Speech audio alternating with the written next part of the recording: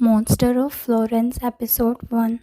ये स्टोरी है इटली के एक ऐसे सीरियल किलर की जो कार में कपल्स को निशाना बनाता है और नाइफ से लड़कियों की बॉडी पे निशान करता है। 17 सालों से ये पकड़ा नहीं गया है। प्रेजेंट में 1982 में एक कपल रात के टाइम कार में सुनसान रोड पे कार रोक लेते हैं।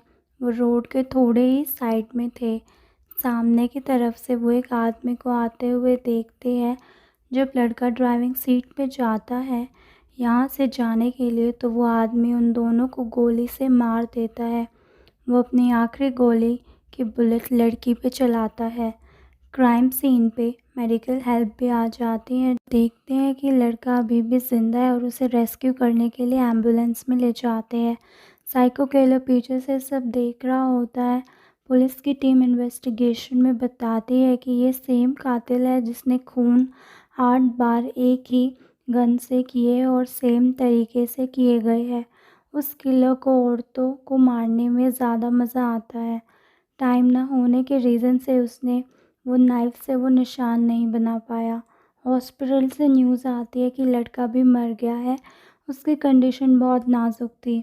इतने सालों के बाद भी किलर के अगेंस्ट कोई एविडेंस नहीं था, इसलिए पुलिस मीडिया को झूठ बोल देती है कि लड़के को मरने से पहले होश आ गया था और उसने कातिल के लुक्स की डिस्क्रिप्शन दे दी है। ये इसलिए कहा गया है जिससे वो कोई गलती कर बैठे। इस केस के इंचार्ज सिल्विया है। अब तक कातिल ने 8 मर्डर कर चुके हैं, तो सिल्विया सोचती है कि क्या पता कातिल ने इससे पहले और भी मर्डर किए हो। तो वो 20 साल से लेके अब तक के सभी केसेस को डबल चेक करने में लग जाते हैं, जिनमें से एक केस मेल खाता हुआ दिखाई देता है जो 14 साल पहले सिग्ना 1968 में हुआ था, जिसमें एक कपल को कार में गन से मार दिया गया था, वो भी .22 कैलिबर की, जो आज भी ये कातिल यूज़ कर रहा है और इसी से सभी कत्ल कर रहा है। बट इस केस में स्टेफेनो नाम के आदमी ने अपनी बीवी और उसके लवर को मारने के जुर्म में कबूलनामा कर दिया था। ये भी रिवील होता है कि स्टेफेनो की गन आज तक पुलिस को कभी नहीं मिली।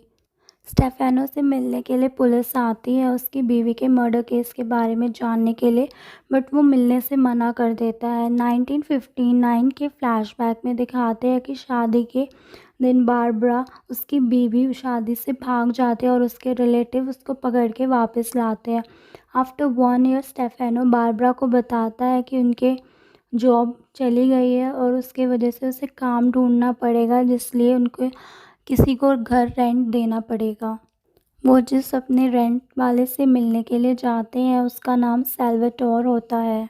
वो बार बार बारबरा को देख रहा होता है और फिर रेंट पे रहने के लिए मान जाता है। सैल्वाटोर का बिहेवियर बारबरा के टूवर्ड्स बहुत वियर्ड था।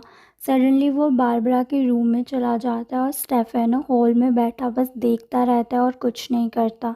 आफ्टर 4 मंथ्स बारबरा रिवील करती है कि वो प्रेग्नेंट है। प्रेजेंट में नेक्स्ट मॉर्निंग पुलिस उसकी वाइफ के केस में पूछने के लिए आती है और उसे सभी 8 केसेस के विक्टिम्स दिखाती है और सभी केसेस की सिमिलैरिटी के बारे में बताती है। पुलिस बताती है कि वी नो, इतने सालों तक तुम जेल में थे इसीलिए तुम तो ये नहीं कर सकते, पर तुम्हारी गन कहाँ है जिससे ये सब हो रहा है।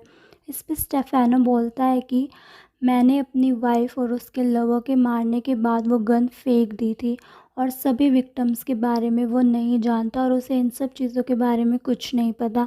वो पास्ट की बातें बताता है कि काफ़ी सालों बाद सैल्वाटोर के भाई के साथ बारबरा का अफेयर शुरू हो गया था और उनका बेटा बड़ा हो गया था।